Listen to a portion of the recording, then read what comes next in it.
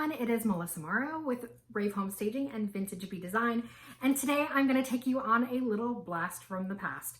About a year and a half ago, I had a really large store, 10,000 square feet, and it was amazing. And we actually did 3 live DIY segments every week, and I'm going to take you on one of my favorites.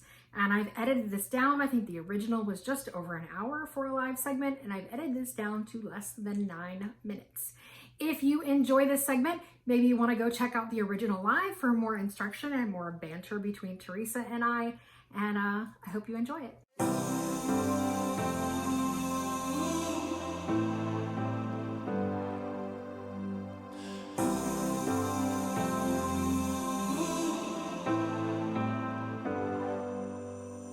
I've seen those faces. Well, good afternoon, fellow furniture dorks. This is Teresa with the Rave Home Collection, way up high today, and I am Melissa Morrow, and we are Fab Five. Fab Five? There's Fab only 2 of us. That's only 2. No, we're doing Fab Furniture Friday. So thank you for joining us. You are looking at a piece that's in the middle of work. Yes, that scares me to death. This is just kind of one of those normal consoles that you'd see in an entryway. I was here late last night, and I went to the ugly stage. It's not in the pretty stage.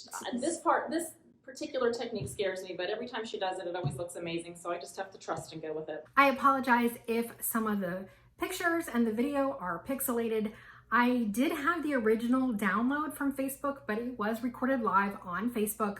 So it saved my phone, but it did not save in the same high quality. I am going to add one of the Prima transfers to the front of it. So I kind of wanted the background to kind of resemble this up here. I've got a full base coat of DIY's faded burlap. That's sort of this beigey color you see in the background. And then I've taken, I've gone with Bungalow 47 for my blending, and I have Bungalow 47 lawn chair.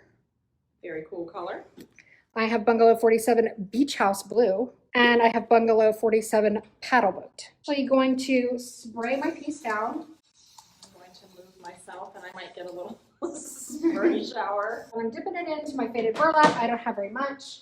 And I'm going to do this like almost in cross-hatching motions. And the reason I'm doing that is because unlike when I normally do a blend and I want it just to be like a beautiful soft blend up and down, in this case I'm building a sky. So I want to have it kind of go from the different blues all over the place. So I'm kind of doing a cross-hatching, and it's just going to blend all over. See that I'm painting over some of what I've already done, and that's kind of the plan because that's basically how we're going to layer it. It is always easier to do this in sections. Kind of moved to the, what am I doing, the boathouse? No, the lawn chair. So you can already see it's starting to soften up a bit. When it all dries, if you can see this area, how you can still see like the drip marks behind it, that's what I'm looking for. It's nice that you can do blending and like this with different kinds of paint. It really is just a matter of water, right? I mean, that's kind of the DIY paint is super pigmented, which makes it great for blending and for doing really good thick coverages. Bungalow 47 it still has nice pigmentation, and it's got really beautiful color, rich colors. It's a little more sheer. DIY also dries a different color than how it starts. Yeah. And so for blending, sometimes it's hard to tell exactly what you're getting because once you wax it, it's going to look different. Right. So the Bungalow 47, I find it's easier to get a sheer layer because it's a little bit thinner. It's still got good pigment, but it's a little bit thinner. Color. Yeah. And it dries the color very close to the color that it's going to be when you top coat it. Right. Or I don't know if you can see that or if it's got glare, but see how nice that's going to go across. So that's just going to bring all those blended colors together. Super cute. And this particular one comes, I think it's what, 3 sheets like this? 3 sheets. Yep. So I mean, you could just get a drawer, put this just right across, a drawer that size with 3 drawers if you had to.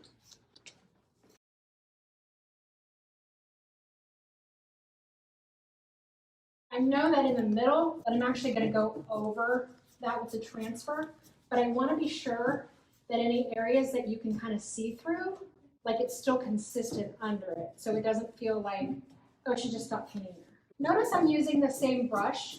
When I did my coats last night, I actually made sure I'd use different brushes because I wanted that base layer to be more solid underneath. And you notice I'm not being super careful with my brush and doing like all sorts of crazy techniques and really just getting it wet, applying just a little bit of the color and then blending it out sort of in all different directions. And so I'm going to add some of this Beach House blue. And it's like a softer, more like a robiny egg. And the idea is that I'm not picking up much paint. I'm just picking up, I'll show you when I dip in next time, just a teeny tiny bit. And I'm going right over everything I did, but then I keep pulling it out like bigger and wider and going over what I've already done so that it all blends. Come over here. This is how much paint I put on my brush. Yeah, very little. Like such a teeny tiny bit. Between the paint and the water, that's what makes it go such a long way, isn't it? Just yeah. So that's why I did a nice base coat first.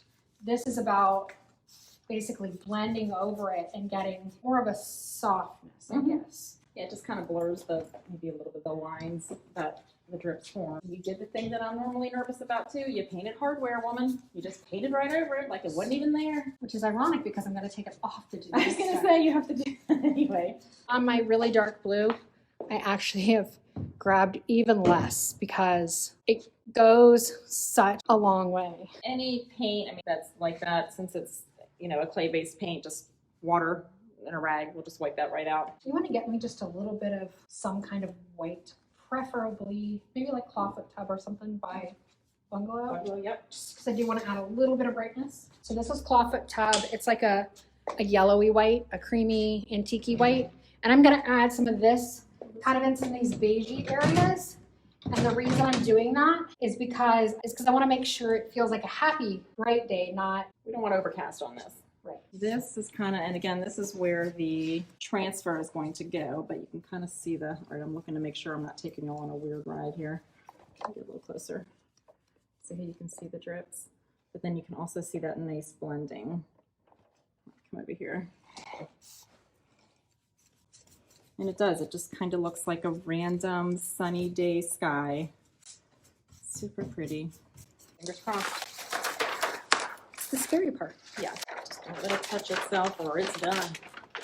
Start from one end and the other. And we'll just kind of start in the middle here and work our way out. And I'm just using my fingers to kind of work some of these bubbles out. We're just going to use medium pressure to literally rub it off the plastic onto the piece itself. Perfect. It's like you've done this before. Sue. I hope you enjoyed today's flashback. I will be at a vintage market over the weekend, and I will put out a new video on Sunday. I'm hoping to have something before then, which will likely be a staging video. I've been staging quite a few properties myself instead of just the other stagers doing them. And so I've got some great video footage, including the mansion that we did over in Marion, Florida. So hopefully I will get that up this week. If not, I will work on it when we get back. If you are in Lakeland, Florida, please look for us at the Fancy Flea Vintage Market. Well, It really does. We'll do our beauty shots when we're done. Yep, our little glamour which shots. I'll post on Instagram and Facebook, of course. Guys, have a great, great, great week. Thanks for joining us. Peace out.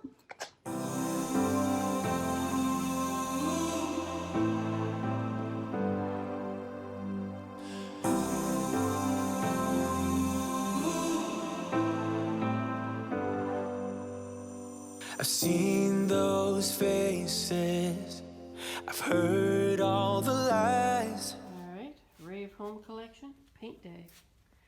Well, COVID has taken over the city. Look what Melissa is doing today. Oh my, what has she got planned? Oh dear. Drippy, drippy goodness. Drippy, drippy goodness. Terror. Huh? It's a terror. It is a bit of a terror. Oh my. It's either going to make it great or ruin the whole thing. That remains to be seen. All right, we'll give you a peek in a minute. If you are interested in any of the DIY products that I used today, please check us out at vintagebedesign.com. And of course, we would love for you to hit the subscribe button and that bell so you're notified every time we do a new video.